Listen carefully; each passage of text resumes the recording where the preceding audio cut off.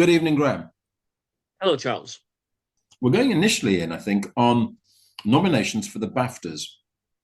Yeah, we don't have to go through the Oscars again, but the BAFTAs have an influence on the Oscars, and the BAFTAs were slightly different in emphasis on the Well, nominations from the they Oscars. do. In particular, they actually have a section called Outstanding British Film. Mm, I actually want The Ballad of Wallace Island to be in the amongst the five best films of the year, and I think it's a bit gutless not to put it there. mm. I don't think it's made enough money. I mean, Don't, it don't was a needs minor to. I hit. don't think it needs to. Mm. Has any film made anyone happier this year, this last year, than that film? More Has joyful. any film made anyone happy? That film did. I mean, it's there Mm. amongst the outstanding British film. Oh, it's a strong list of British films there. You have to say that. Well, because the BAFTAs is British, Paul Mescal Yeah, actually got a nomination for Hamnet, which he didn't get in the Academy Awards yeah. nominations. Interesting, isn't it, how that's defined as a supporting role? I mean, I would have thought they were equal Mm. leads. A bit confusing that. I'm not sure you I can mean, have equal I lead, mean, though. it's That's the problem. Shakespeare. It's Shakespeare. That strikes me. He's a lead. You know what I mean? Yeah. Yeah, I But he noticed was that nominated. 28 years later got a few nominations, and Yeah. I Swear, a couple of British films didn't get anything in the Academy Awards. And In the the support, BAFTA seem to like Bugonia quite a lot, which yes, that is very consider notable. Begonia's got, including director Yorgos Lanthimos yeah, amongst the directors considering there. it's such a completely crazy film, I was quite surprised. I actually think the judgment's there. I mean, this is a strong, strong selection of directors there. Ryan, because Sinners has made such an impression. Sentimental Value, the Joachim film, and One Battle After Another to Paul and Thomas Anderson, who I would receive it, and Marty Supreme, Josh Seth, Hamnet, Chloe Zhao, and as we mentioned, Begonia. So that's again strong selection of four of six there to go with. Another Well, category that I like, usually right? when it comes to acting awards, usually BAFTAs get it right. So whoever wins the BAFTA will probably get the Oscar. But Yes. I noticed that amongst the BAFTA nominations, a film that we loved that we actually saw at the Edinburgh National Film Festival in Mm. 2024 by the Yeah. Bradford filmmaker Jack King, The Ceremony, that was nominated for Yes. Outstanding Debut, Yes. which is great because The Ceremony is a really brilliant film, black and white, sort of spiritual but gritty about immigrants in West Yorkshire. Mm. And it's sort of poetic without being overstated. So I think if that film had been French or foreign language, it might get nominated for a Academy Award in the foreign language section. But because Fair it's point. British Yeah. and a small film, it doesn't obviously. So it's good Yeah. to see that I mean. Jack King's amongst the BAFTA nominations Mhm. from Yeah. Bradford. I mean, looking at overall the best films, they are predictable. Marty Supreme, One Battle After Another, Sentimental Value, and Sinners. I think 14 nominations in all for One Battle After Another. Mm. So that tops. Well, One nomination after another.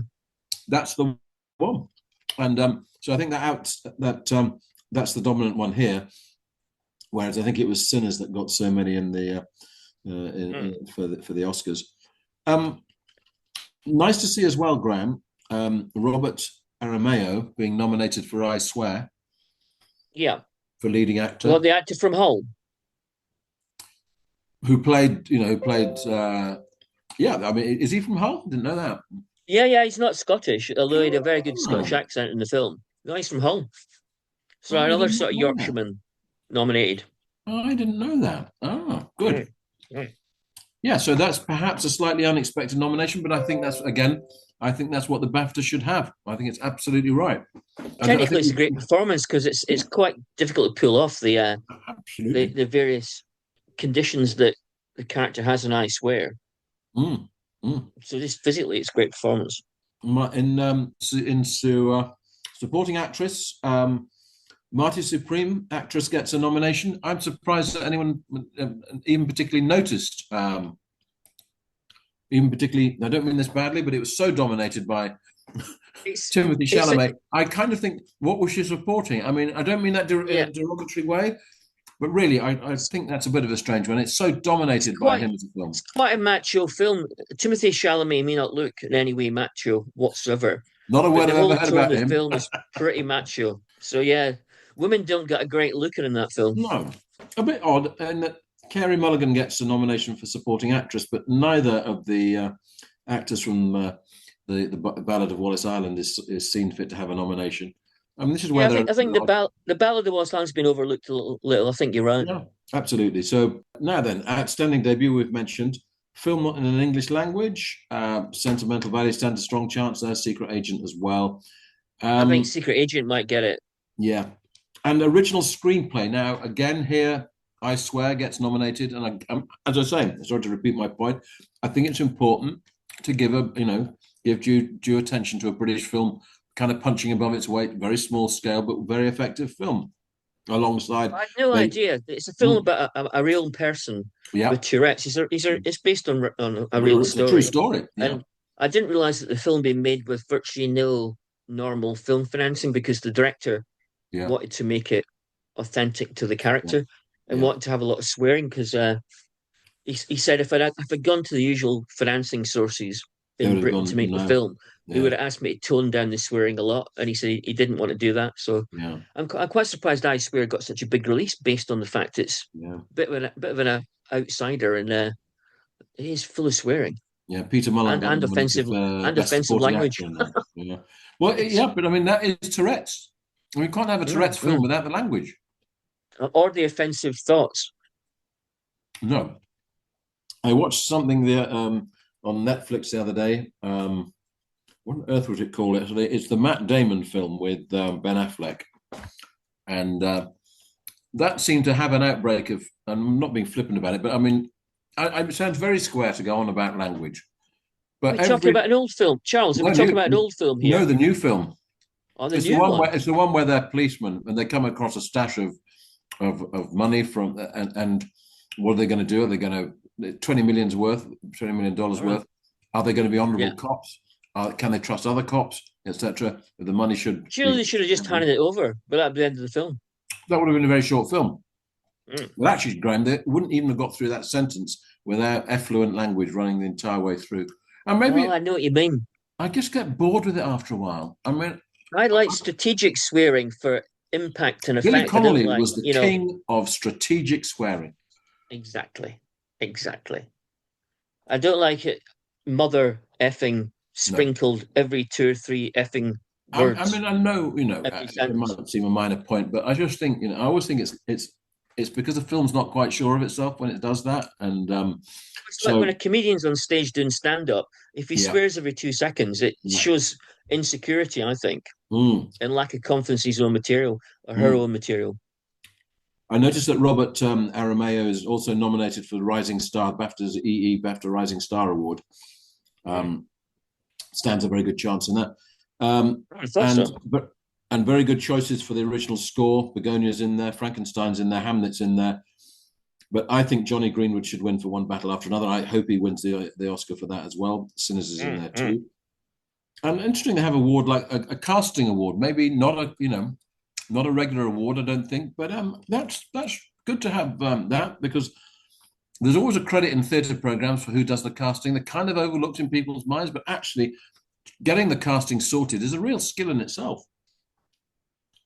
This is true, but no matter how you cast it, there's always an element of luck involved with what the end result is. You can never guarantee when you cast anybody that it's Well, going to work. Well, that's why. except of course in franchises like Mission Impossible, Yeah, obviously you always cast Tom Cruise, and you know what you're getting. But most films, every film's a gamble, no matter how good your but I think that's important. That's cast why is. while films made by human beings for human beings about human beings rather than being made by AI, then you can't predict how chemistry is going to work.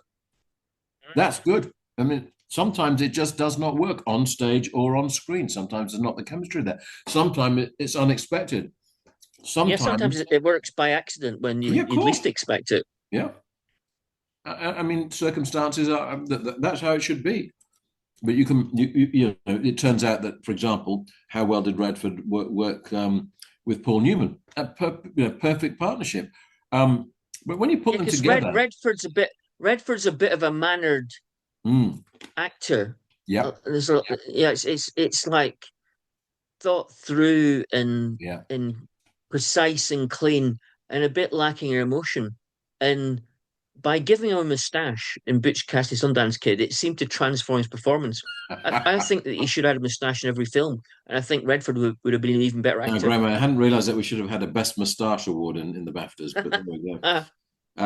And my predictions continue with F1 is nominated for both sound and for special visual effects, so it might not have been the brightest film ever, but I still think it's important to acknowledge certain skills that go into films, even if Yeah, they're but seen as it's lesser not in pole awards. position for awards, though, is it? It's not.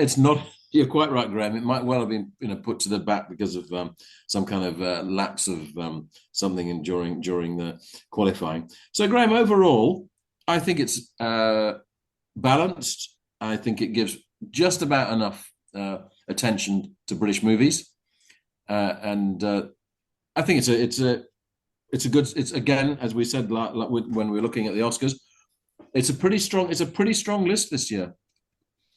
Well, it is, but I think also that BAFTA is the Academy Awards with brains, so Yeah. you can always rely on BAFTA. Do you think? I mean, it's interesting that virtually all these films.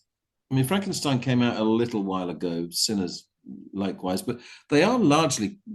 Maybe this is a deliberate thing. They tend to come out around the time of the award season, so they're fresh in people's mind. And as we know, some films actually we still, when they started the nominations for the Golden Globe season, etc., some of them hadn't opened in Britain yet. So is that still a factor that it tends to be things that are fresh in memory? Although I'm going to contradict myself here because one battle after another, of course, came out during last year, but largely a lot of the nominations are for films that are only just coming onto screen now.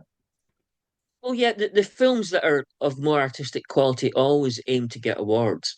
So the release date's usually timed to coincide with the biggest chance of getting a nomination, which is totally normal because you wouldn't bring out a really interesting film in the summer because that's all family blockbusters. Yeah. You wouldn't bring out an interesting film at Christmas and during the festive season that's all family, entertainment. So it doesn't leave many times of the year. Autumn and early winter usually the key time for good films. And Yes. if you bring a film out in April or May, that's a long time before award season. So I think Sinners came out that time, but it made loads of money. So it's stuck in everybody's memory. Yeah, yeah. Well, we look forward to the award season continuing. And Graham, we're now going to switch, if we may, to, well, it is very noticeable, the explosions of new venues and big gigs in West Yorkshire and North Yorkshire this summer, including York Museum Gardens, which we'll come on to. Tell me about the new venues, Graham, then, Yorkshire's been, apart from small great venues like Sheffield's Lead Mill under threat, and the Crescent in York and Brudenell, the Brudenell Social Club in Leeds, there's always been this long-running events that have happened in Yorkshire, which are great for live music for the last 20, 30 years. You've got tramlines in Sheffield, you've got Dewshed Festival near Thirsk, you got the Reading Leeds Festival in Berman Park, you got Live in the City organised by Future Sound in Leeds City Centre across loads of venues. They've all been going for years, so that's great. But the last few years seems to be an explosion of big outdoor multi-bill open-air gigs in Leeds, in York, in Halifax at the Peace Hall, in Wakefield, Scarborough, of course, open air theatre. In Scarborough. So I don't remember a time when Yorkshire had so many great gigs, especially outdoors ones. What's interesting, Graham, incredible, is that they're obviously working because there's more and more of them. There are more and more gigs at the Halifax Peace Hall. There are more and more gigs at Scarborough, the open air theatre. Often there's a link between those two. A lot of the acts cross over between the two. It's obviously that this is something that people like doing. Maybe they don't go to huge, big scale festivals, but they like the big concert event that's outdoors.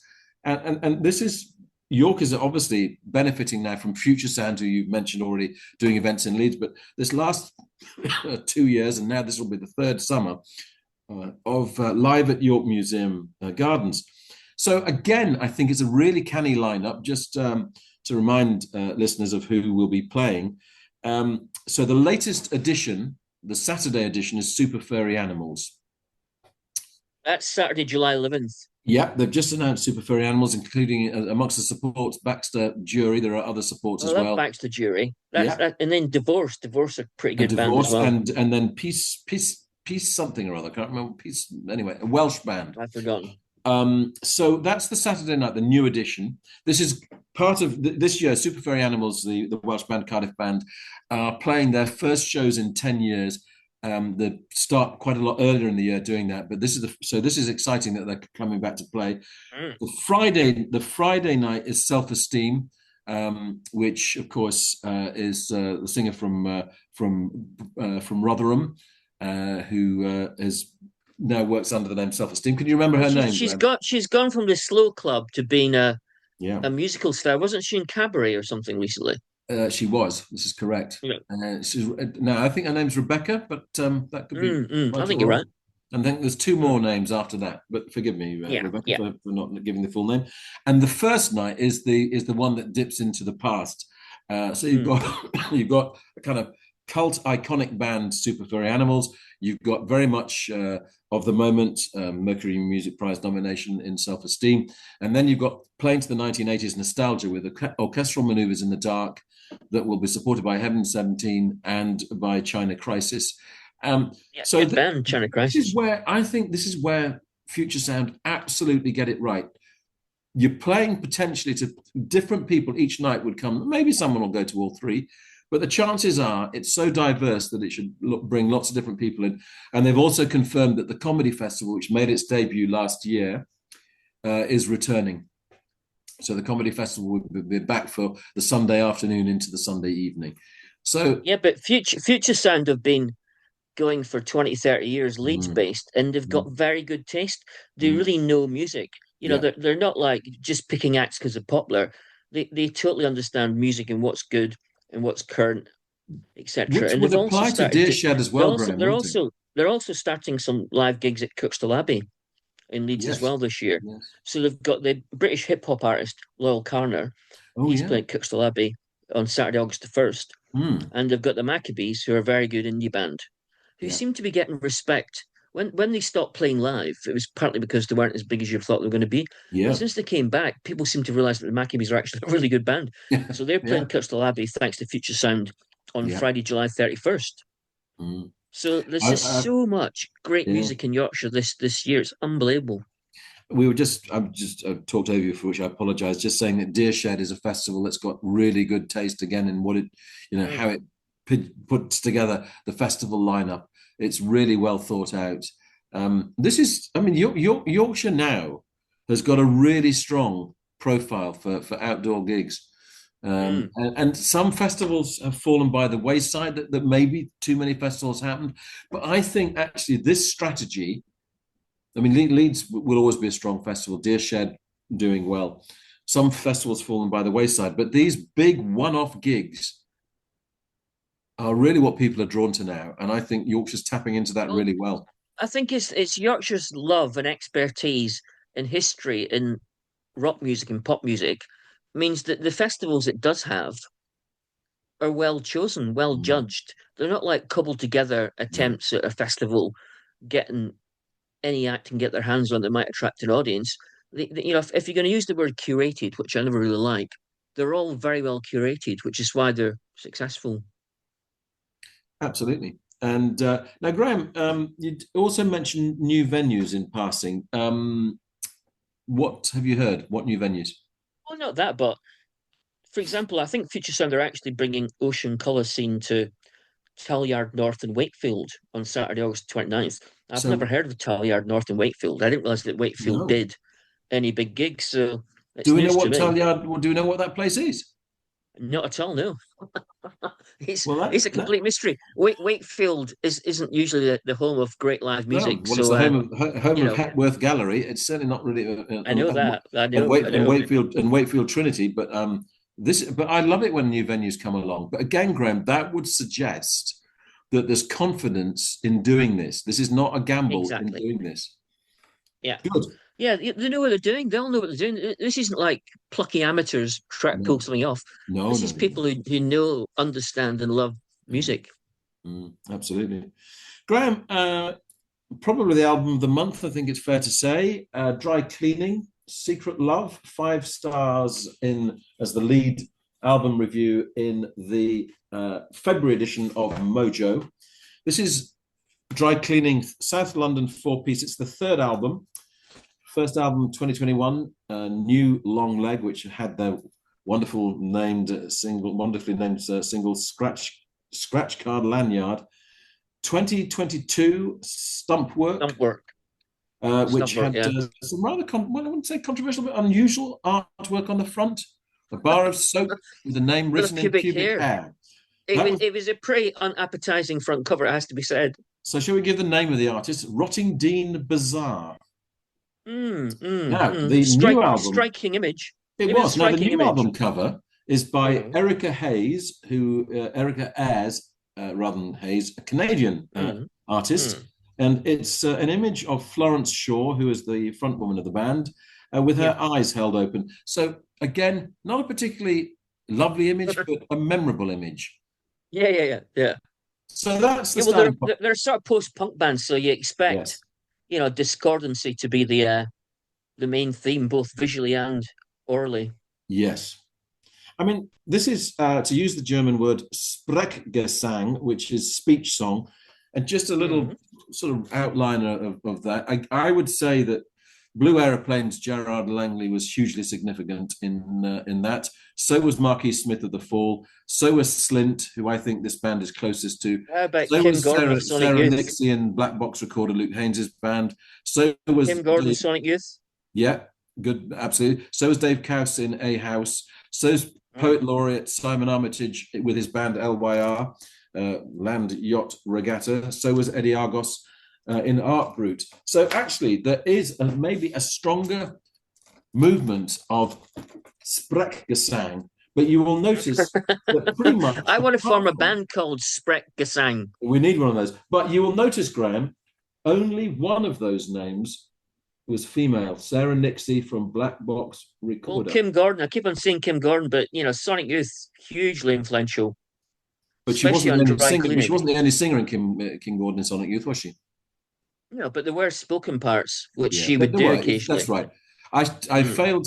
My apologies for ignoring you. You came up and ruined my point by producing a second female name. Right. What I'm trying to say is that I think, the deadpan, that would be an easy way to sum up the sound of the voice, but I don't think that's actually how the songs work. Now, what is it that makes her in your opinion, such a unique voice? Well, can I say that I like Dry Cleaning, but I prefer Sonic Youth because Dry Cleaning don't really have, despite the fact that they're a bit discordant and a little bit weird, and the covers are both like that, or the albums are all like that as well.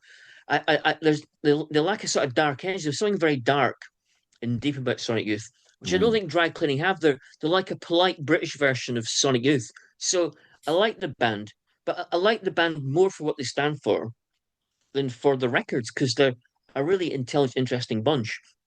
And they all went to academia, usually art school. In fact, I think at least two of them were academics. Yes, Florence and the guitarist were both art lecturers. Yeah. And I was reading Uncut recently, as I always do. And Stephen Trusey has written a good interview piece with Dry Cleaning about the album Secret Love. And if I may just briefly read a bit by Stephen from Uncut magazine, it's a good line by him. He says, "You could argue that the defining shift in British pop in the last 20 years has been from art school to Brit school and stage schools, as music has been reclaimed by the world of corporate entertainment, and art schools have been disciplined into offering strictly vocational education." And I think that's a good line. So it's good that Dry Cleaning is standing up for the long lineage of British art school bands. Well, there's a great tradition of art school bands. Bowie, Brian Ferry, Japan, you name it. Exactly, yeah. I could keep naming it. Graham, I rather like the British element of it, that it's a little bit more understated. It kind of surprises you. There's actually, I think, more darkness to it than you're giving credit. I think I would say that there is also some humor there.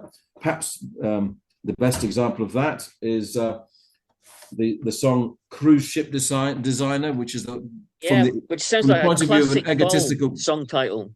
It absolutely is. But I think there is darkness there. I mean, yeah, yes, it's not as extreme as Sonic Youth, but that's the British way. Yeah, I get it. I get it.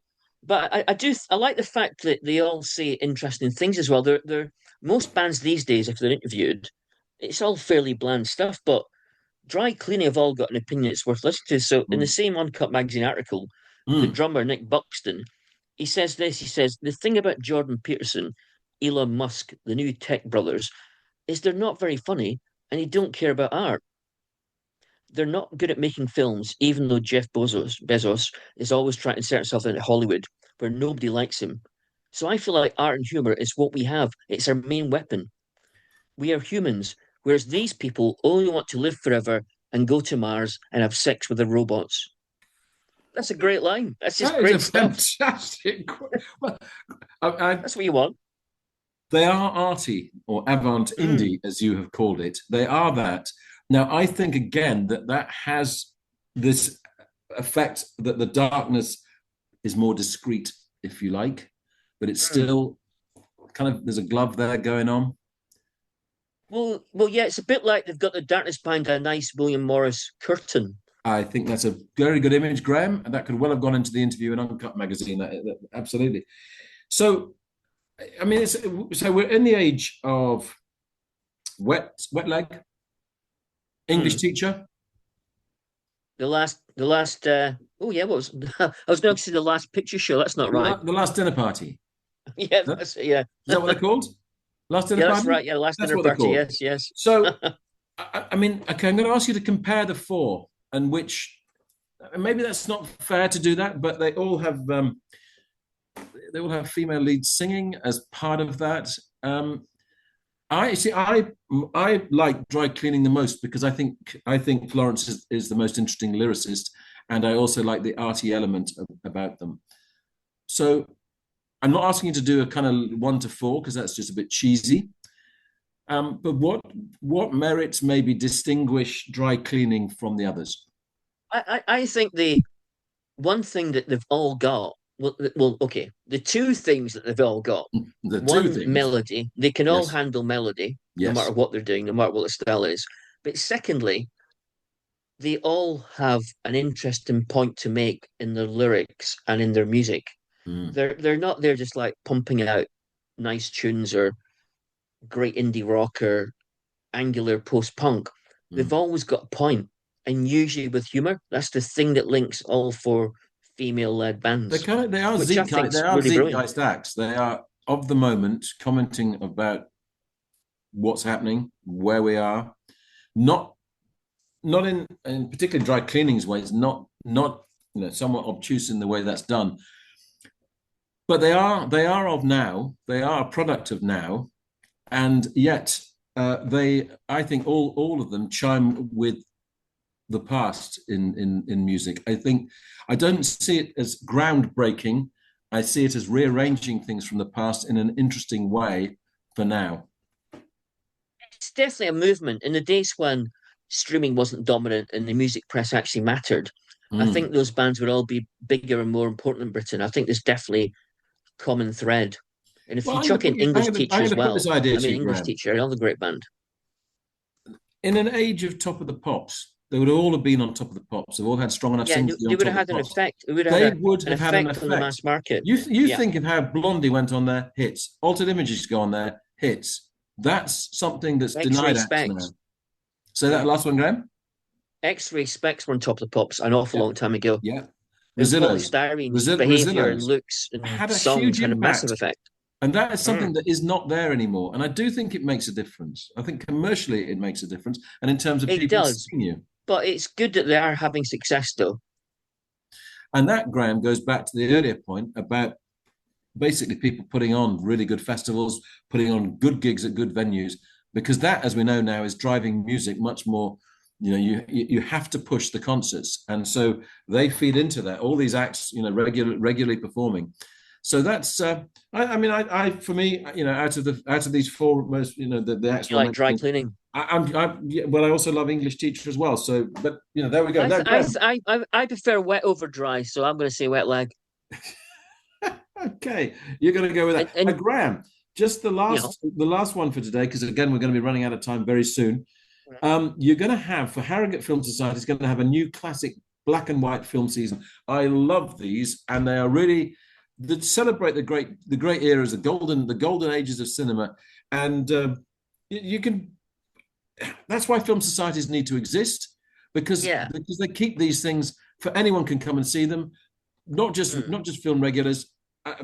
Important Well, things film societies for doing this. this is the 70th year of Harrogate Film Society, That and tells you something. 70 years. they've got more than 200 members, Yeah, and their regular film program is the sort of program that International Film Festival would program. It's yeah, contemporary yeah. world cinema, Mm, mainly art house. It's a mm, really high quality, mm, non-commercial program, mm, but aside from that, it has different strands that also bolts on during the year. So mm. this is a third year they've had the classic cinema season, and it started the other week with All About Eve from 1950, Ah, but then it's moving on to the African Queen, mid 1951, then Queen Christina from 1933, which is with Greta Garbo, who I've never seen the big screen, so no. that's going to be amazing. And it Mm. finishes off with the Marilyn Monroe film Gentlemen Prefer Blondes from 1953, and that goes on at the Harrogate Odeon until March, middle of March. Yeah. So Harrogate Film Society, Graham, well punch above their weight where are the films shown? at the Harrogate Odeon At the Harrogate Odeon. So I on the mean, big screen. The last film I went to was a oh, obscure animated movie, yeah, and there was 250 people there watching at the Odeon for Harrogate Film yeah. Society. It's a hugely successful and progressive and forward-looking film society. It's one of the best in Britain, I think. Mm, mm. I mean, they have a really important function, film societies. Again, run by people who have knowledge, passion for it, draws people who. Well, it's a great art form. We know film anyway, so it's important that these things continue. That that Well, it's all about they having need to knowledge thrive. and Mm, good taste. mm. I mean, you can't have mediocre film societies. No, it wouldn't, So, there will be no point to it. hmm. Splendid, Graham. Any late interruption? Any little last Yeah, thoughts? the Fraser Theatre Knaresborough, very old school, traditional Yes, indeed. 1970s time style theatre run by the community, owned by the community. Yeah. It's having the original keyboard player from Iron Maiden, Tony Moore, playing on February 28th.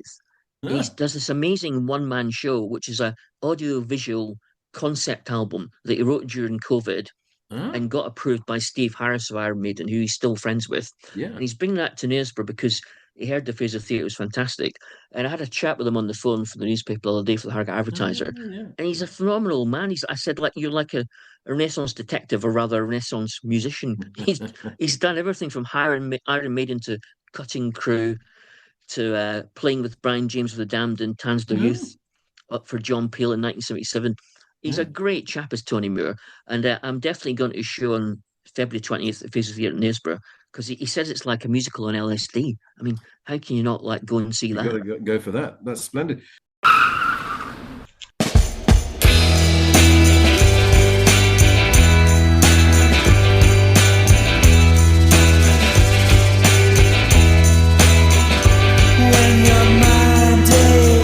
You've been listening to the podcast Two Big Egos in a Small Car. Your hosts were Graham Chalmers and Charles Hutchinson. This was a Baltic Sub production.